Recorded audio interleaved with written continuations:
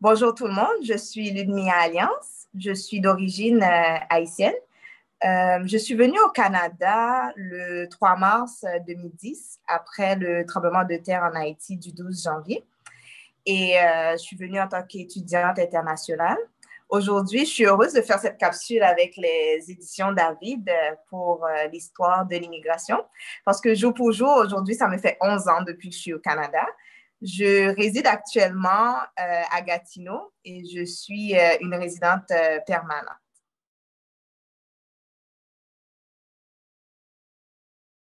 J'ai trouvé ça vraiment bien parce que quand je suis arrivée, j'étais inscrite à une école française, Marie de France.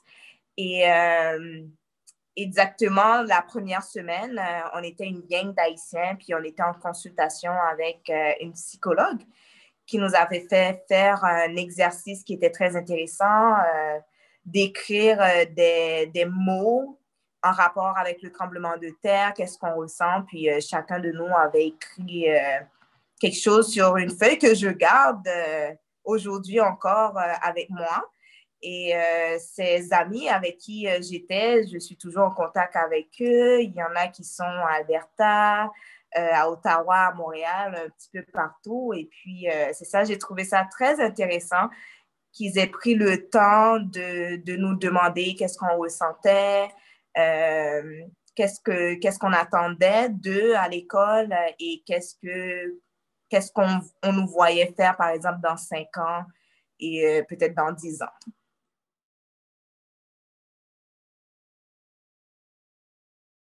Ce qui m'a le plus choqué, j'ai l'impression que, bon, la plupart vont dire la même chose, c'était le froid.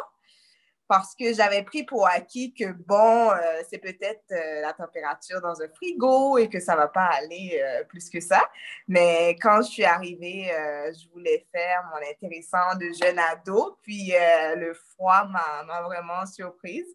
Puis l'autre élément qui m'a un peu choquée, c'était le fait que le Canadien, par exemple, il dit bonjour quand c'est l'été.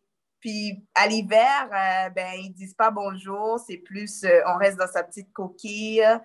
Puis que j'ai finalement, au fil du temps, compris parce que moi aussi aujourd'hui, ben, pendant l'hiver, ça m'arrive pas souvent de dire bonjour.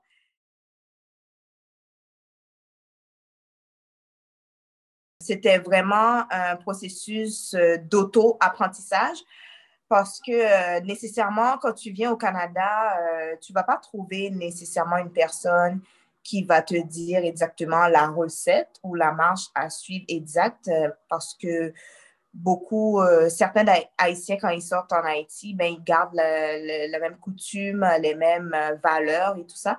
Mais moi, je me suis donné comme défi d'aller explorer puis, c'est de cette façon que je me suis enlevée, disons, de ma coquille.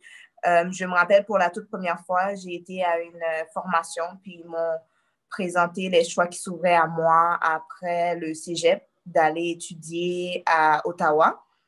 Puis, j'ai pu faire mes études et rattraper le temps aussi parce que j'avais plusieurs crédits qui devaient m'être alloués et tout. Mais c'est vraiment ça, c'est vraiment l'auto-apprentissage. Quand tu regardes la différence entre en Haïti et au Canada, en Haïti, quand tu es à l'école, ben, tu attends toujours que le professeur il va te dire ce qu'il faut être fait et ce que tu dois faire. Mais au Canada, ben, tout est là, la documentation est là. Il faut vraiment aller chercher l'information. Et vous savez ce qu'on dit, l'information, c'est le pouvoir. Donc, il n'y a pas une question de on donne des informations à certaines personnes et pas à d'autres. C'est vraiment à toi d'aller chercher les informations et aussi de le partager avec votre réseau. Parce que notre communauté, on a beaucoup de la difficulté à faire passer des informations. On le garde pour nous par peur que si l'autre personne il a accès à ces informations, il va arriver plus vite que nous ou sinon il va l'utiliser contre nous. Mais c'est vraiment se mettre hors zone et d'aller explorer et puis d'aller apprendre ce que nos voisins ont à nous offrir.